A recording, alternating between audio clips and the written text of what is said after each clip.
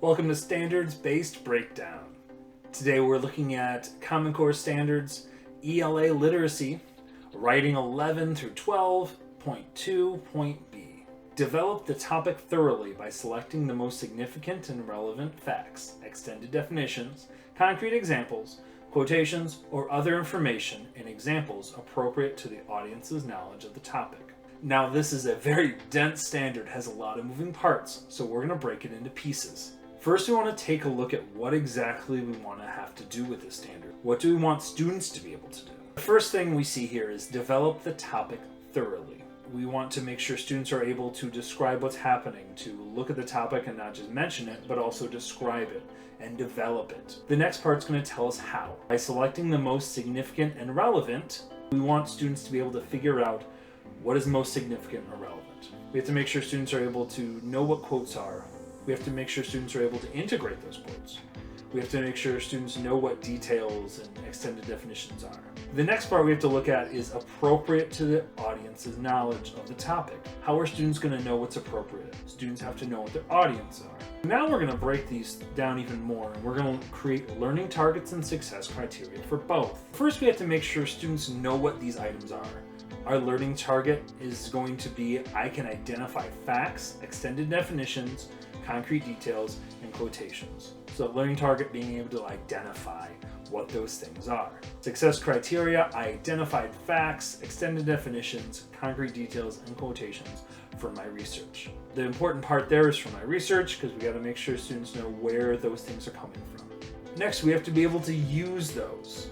So I can use facts, extended definitions, concrete details, quotations, and other information and examples.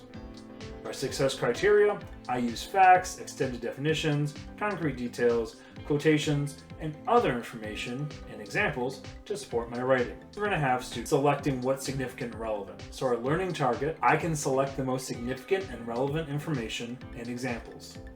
Our success criteria, I selected the most significant and relevant information and examples for my purpose, audience, and thesis.